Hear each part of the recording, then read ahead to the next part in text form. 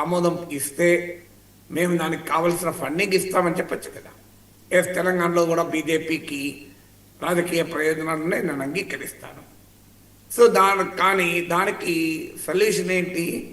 మీరు తెలంగాణ ప్రభుత్వాన్ని ఒప్పించండి, మిగతా రాష్ట్ర ప్రభుత్వాన్ని ఒప్పించండి, నేను కూడా వాళ్ళని ఒప్పించే ప్రయత్నం చేస్తాను. అన్ని రాష్ట్రాలు సామరస్యంగా గనక నిర్ణయం తీసుకుంటే మనకచర్ల ప్రాజెక్ట్ కేంద్రం నిర్మిస్తుంది అని చెప్పండి, లేదా ఉదారంగా సహాయం చేస్తామని చెప్పండి. ఎక్కడైనా ఉందా? రెండవది, మీకు ఇక ప్రత్యేక హోదా అదైతే ముగిసిన అధ్యాయమని చెప్పేశారు కనుక చర్చ లేదు. లోకేష్తో సహా చంద్రబాబు నాయుడు వరకు, పవన్ కళ్యాణ్తో సహా విశాఖ ఉక్కు ప్రైవేటీకరణ ఆపాము, డబుల్ ఇంజన్ సర్కార్ గొప్పతనం అని చెప్తున్నారు. ఎక్కడైనా ఉందా విశాఖ ఉక్కు ఫ్యాక్టరీ, విశాఖ స్టీల్ ప్లాంట్ను ఎట్టి పరిస్థితుల్లో ప్రైవేటీకరించము అని మోడీ అన్నారా అండి రవిశంకర్ గారు? నో సార్, అసలు స్టీల్ ప్లాంట్ ప్రస్తావన లేదు సార్. నేను లేదు. రెండోది, మరి ఇప్పుడు లోకేష్ చెప్తే, పవన్ కళ్యాణ్ చెప్తే, చంద్రబాబు చెప్తే గ్యారెంటా? అది కేంద్ర ప్రభుత్వ పథకం, కేంద్ర కేబినెట్ నిర్ణయ తీర్మానం ఉంది. విశాఖ స్టీల్ ప్లాంట్ ప్రైవేటీకరించాలని కేంద్ర ఆర్థిక మంత్రి నిర్మలా సీతారామన్ పార్లమెంట్లో చేసిన ప్రకటన ఉంది. అది లాభ నష్టాలతో సంబంధం లేదు, ప్రైవేటీకరించడమే మా విధానము అని చెప్పారు. మరి ఎక్కడని చెప్పండి నాకు దాని గురించి.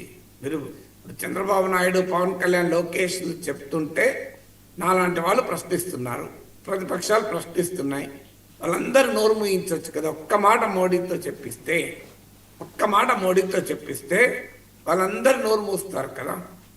రాయలసీమ గడ్డ నుంచే తిరుపతి వెంకన్న సాక్షిగా తిరుపతి దేవదేవుని పాదాల ముందు నిలబడి ఆ రోజు ప్రత్యేక హోదా హామీ ఇచ్చారా లేదా నరేంద్ర మోడీ? 10 ఏళ్ళు 15 ఏళ్ళని. మరి ప్రత్యేక హోదా ముగిసిన అధ్యాయం అన్నారు. ప్రత్యేక ప్యాకేజ్ చాలా గొప్పదని మొదలన్నారు చంద్రబాబు, తర్వాత కాదన్నారు. ప్రత్యేక ప్యాకేజీకి చట్టబద్ధ హోదా అన్నారు. పవన్ కళ్యాణ్ పాచిపోయిన లడ్డూలు ఇవి అన్నాడు. అన్నీ అయిపోయినాయి కదా. ఆ తర్వాత ప్రత్యేక హోదాపై ధర్మ పోరాటాలు చేశారు చంద్రబాబు నాయుడు. మోడీ పైన తీవ్రమైన విమర్శలు చేశారు.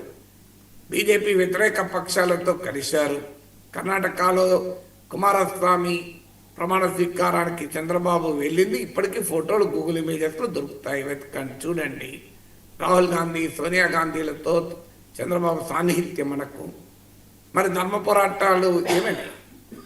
మరి ప్రత్యేక హోదా గురించి కానీ, ప్రత్యేక ప్యాకేజ్ గురించి కానీ ఒక్క మాట అయినా ఇందులో ఉందా చెప్పండి మనం. నాలుగవది, అమరావతికి మనం అందరం ఏమంటున్నాం? అమరావతికి చంద్రబాబు నాయుడు ఏం చెప్తున్నాడు?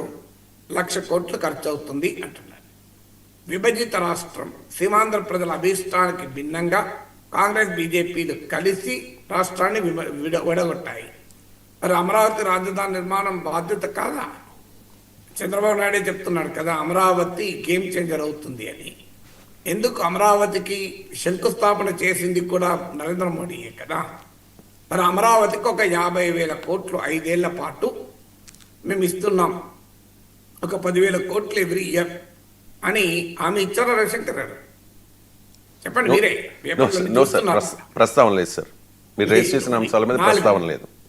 ఏంటో ఒక 10,000 ఇప్పించింది ఏంటి? వరల్డ్ బ్యాంక్ నుంచి లోను, దానికి వడ్డీతో సహా రాష్ట్రమే కట్టుకుంటుంది. కేంద్రానికి ఏం సంబంధము? మీరు అదే బీహార్లో కొట్టండి, 59,000 కోట్ల రూపాయల విలువైన ప్యాకేజ్ విత్ ఫిగర్స్ వచ్చాయి.